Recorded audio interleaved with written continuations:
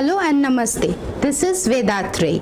I have been a legal professional in the Honorable Supreme Court of India and the Honorable High Court of Calcutta, and am currently working as law faculty in IIJS under the University of Engineering and Management, Kolkata. I am here to help you make yourselves a little more aware of the basic legal rights that you have as an Indian citizen. Welcome to today's session. In this session, we shall talk about a very practical and relevant topic, something that we have to face at some point of our lives, which is consumer protection. We are all consumers. I am a consumer, you are a consumer, we are all consumer. We are living in the age of consumerism.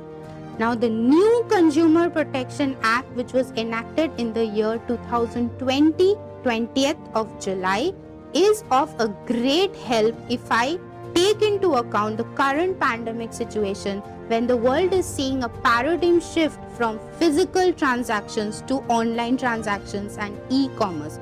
However, it is interesting to note that the act was introduced much before, in 2019 in the Lok Sabha, 8th of July.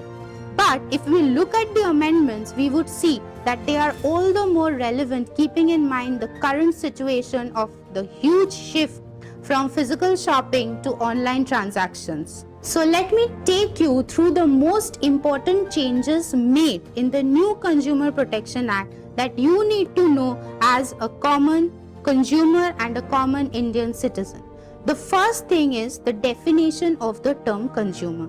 Now, for the enforcement of any legal rights, it is very important that we know on whom the right is applicable. Here, since we are talking about consumer protection, it is important to know who is a consumer.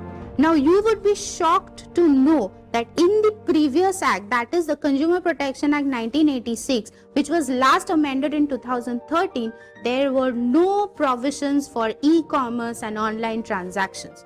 However, much to our relief, in the new act, the definition of the term consumer has been amended, and now it has included within its purview any transaction done through electronic media, direct selling, teleshopping and multi-level marketing. So see how the scope and the umbrella of protection has been extended, and it has gathered momentum after the amendment.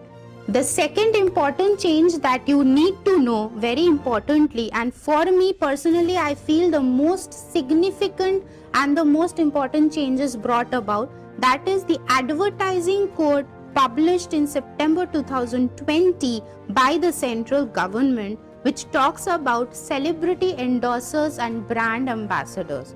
Now, this is one problem that not only India but the whole world faces. We as human beings, we are very susceptible and gullible to the celebrity faces that we see every day. Whenever we open our phones, our laptops, the newspaper, all we see is popular faces and the brands trying to sell them towards us using those faces. However, the celebrities are not always known to work in a very responsible manner. That is why I would say this change is very important. It not only says that they are barred from making any wrong or misleading advertisement, but also a penalty is imposed on such celebrities which may extend to 10 lakh rupees fine. See, so the protection is now much more and much broader in this sense. If you're finding this information is useful, then you have to tune in to my next video in this channel, whereby I will be talking about some more important changes in the new Consumer Protection Act that you need to know. Thank you for your patient hearing. Take care.